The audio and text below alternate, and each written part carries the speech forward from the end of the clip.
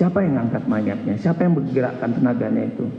Ini kan adalah satu pengadilan yang sangat tidak manusiawi, karena memang menempatkan orang yang tidak ada, tapi tiba-tiba diada-adakan.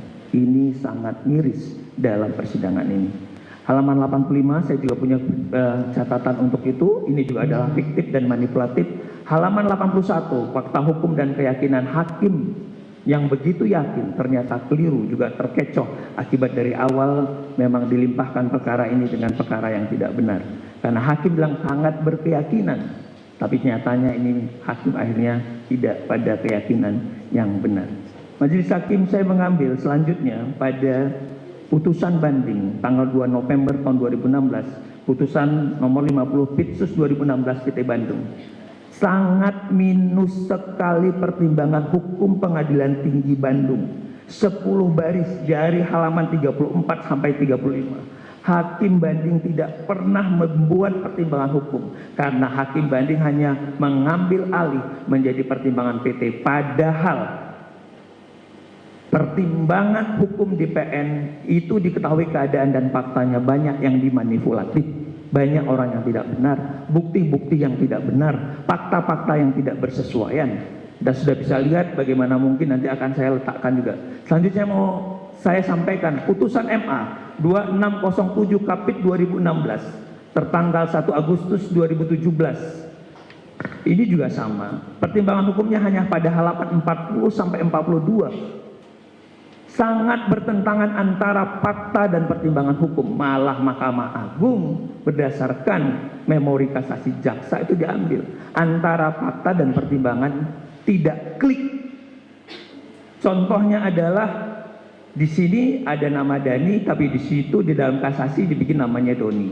Yang kedua adalah ada pertentangan, tiba-tiba muncul samurai, muncul di pisau.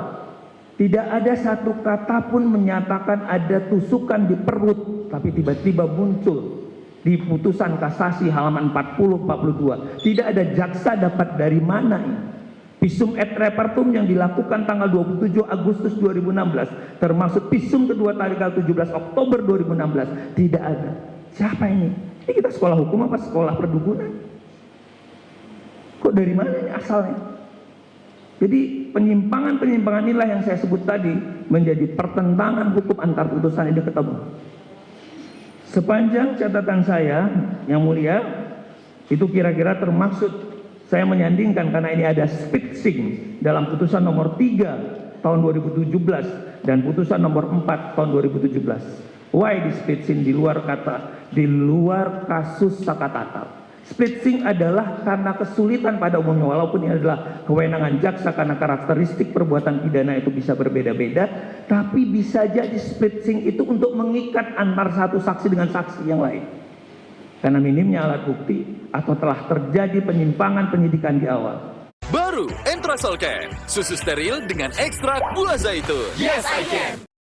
Karena kalau ada sesuatu yang terang, ya tidak perlu ada penyimpangan di splitsing seperti ini. Sulitnya saksi-saksi, sulitnya alat bukti yang lain, sehingga kasus ini di splitsing, sehingga keterangan mereka sajalah yang menjadi, dan ini terbukti bahwa semuanya BAP mengacunya. BAP, sehingga semua tersangka dalam kasus ini atau terdakwa semua dianggap berbelit-belit, padahal mereka menyampaikan yang sebenar-benarnya karena mereka diadu antar para tersangka dan para terdakwa.